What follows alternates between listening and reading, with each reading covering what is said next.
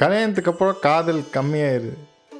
இந்த கம்மியாகிற காதலை எப்படி மறுபடியும் ரீஃபில் பண்ணுறது அப்படிங்கிறது தான் இந்த வீடியோவில் பார்க்க போகிறோம்.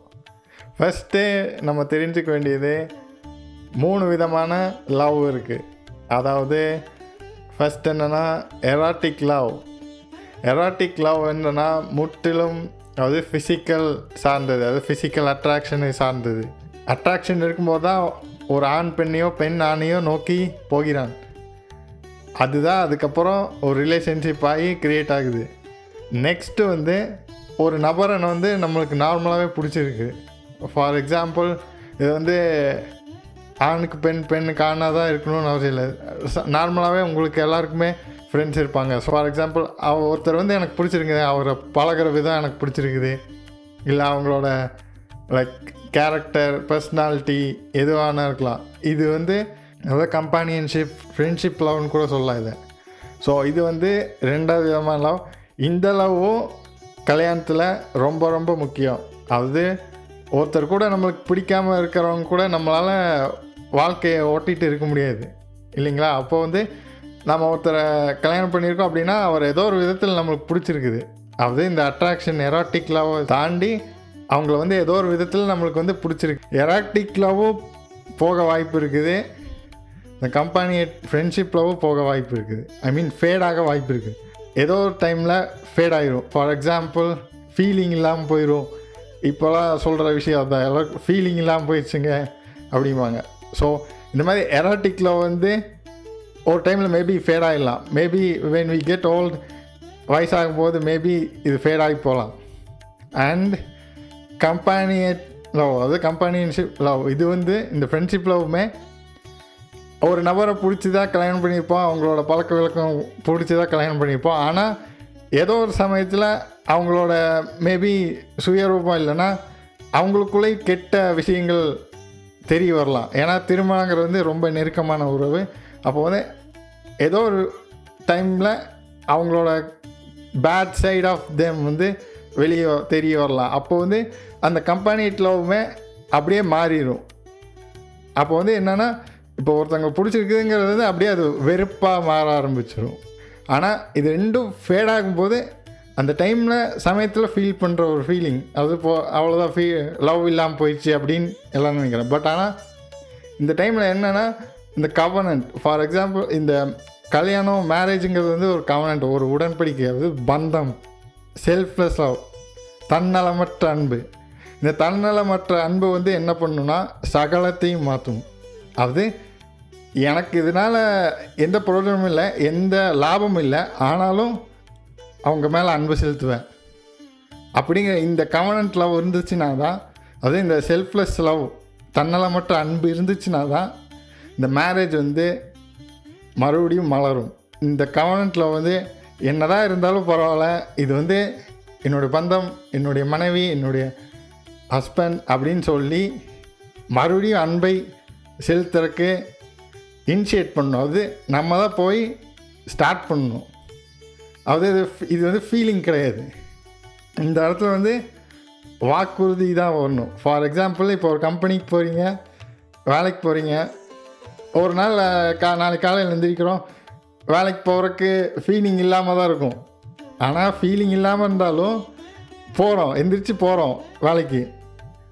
அந்த மாதிரி இது கவனன்ட். நீங்கள் பந்தத்தில் வச்சுருக்கீங்க. அது நான் ஆஃபீஸுன்னு சொல்கிறதுனால இது அது லோ லெவலுக்கு கொண்டு வரக்கூடாது. அது ஆஃபீஸ், அது தனி ஆஃபீஸ் இருக்கும், இன்றைக்கி இருக்கும், நாளைக்கு வேறு மாதிரி நீங்கள் பிஸ்னஸ் பண்ணலாம், என்ன வேணாங்களா. ஆனால் இது பந்தம், இது அதை காட்டிலும் மேலானது.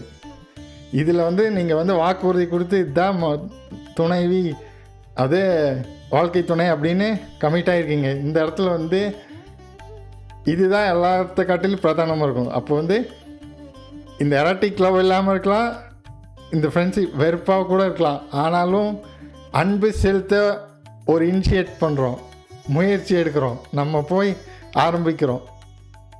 அதுதான் இந்த செல்ஃப்லெஸ் லவ் பண்ணும்.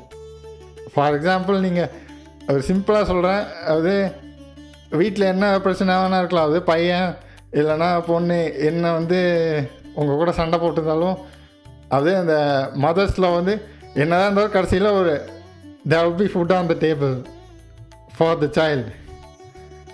அது என்னதான் இருந்தாலும் பிளேட்டில் சாப்பாடு வந்து அவன் சாப்பிட்ணும் அப்படின்னு சொல்லி வைப்பாங்க. அது ஏன்னா அது வந்து அன்பு உள்ளேருந்து வருது. அதே அவனால் என்ன பிரயோஜனமும் இல்லை. என்னதான் இருந்தாலும் அந்த பந்தத்தை வந்து விட முடியாது. ஏன்னா அதுதான் பாசம், அதுதான் செல்ஃப்லெஸ் லவ், கவனன்ட் லவ், அது வந்து பந்தம். இதே மாதிரி தான் திருமணத்துலேயும் உங்களோட மனைவியிடமும் உங்களுடைய கணவனிடமும் நீங்கள் போய் ஏதோ ஒரு ஃபீலிங் இல்லாமல் இருக்கலாம். இன்றைக்கி ஃபீலிங்கே இல்லைங்க, லவ் ஃபீலே போயிடுச்சுங்க, அட்ராக்ஷனே போயிடுச்சுங்க, அவங்க பார்த்தாலே வெறுப்பு வர மாதிரி ஆயிடுச்சுங்க, அப்படியும் இருக்கலாம். ஆனாலும் உங்கள் மனைவி அவங்க வந்து உங்களோட ஹஸ்பண்ட், அவங்கள வந்து உங்களுடையவர்கள்.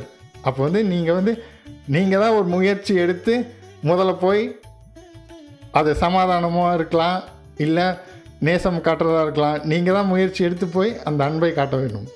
ஸோ இதுதான் இந்த தேர்ட் லவ். இந்த தேர்ட் செல்ஃப்லெஸ் தன்னலமற்ற அன்பு இருந்ததுன்னா அந்த மேரேஜ் வந்து கண்டிப்பாக சக்ஸஸ்ஃபுல்லாகிடும். ஆனால் இந்த தன்னலமற்ற அன்பை காட்டுவதற்கு நம்ம இருதயம் வந்து தயாராக இருக்கணும். அது நம்ம சுயத்தை நாடி இருக்கக்கூடாது. சுயமாக நம்மளுக்கு என்ன கிடைக்கும், நம்மளுக்கு என்ன லாபம் அப்படின்னே பார்த்துட்டு இருக்கக்கூடாது. இந்த தன்னலமற்ற அன்பு வந்து இது வந்து ஃபீலிங் சார்ந்து வரல, இது வந்து உடன்படிக்காது, வந்தோம். இவங்க வந்து என்னுடைய மனைவி, இது வந்து என்னுடைய ஹஸ்பண்ட் அப்படிங்கும் போது அவங்க வந்து என்னதான் இருந்தாலும் நான் வந்து அன்பை காட்டுவேன். இது வந்து தன்னலமற்ற அன்பு.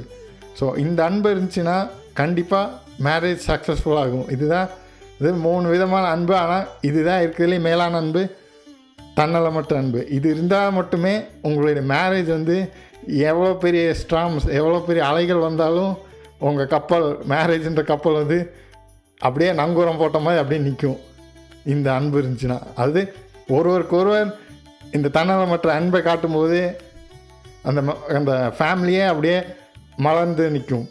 இந்த தன்னலமற்ற அன்பை எல்லோரும் ஒரு முயற்சி எடுங்க. அது ஏதாவது சங்கோதம் இருந்துச்சுன்னா, உங்களோட திருமண பார்ட்னர் கூட ஏதாவது சங்கோதம் இருந்துச்சுன்னா நீங்கள் போய் இந்த தன்னலமாக உங்களுக்கு என்ன கோபமாக இருந்தாலும் சரி அதெல்லாம் பார்க்காம, எதையும் பார்க்காம, நான் இது என்னுடைய மனைவி, இது என்னுடைய ஹஸ்பண்ட் அப்படின்னு போய் நீங்கள் ஒரு முயற்சி எடுத்து உங்களுடைய அன்பை வெளிப்படுத்துறதுக்கு ஒரு முயற்சி எடுங்க.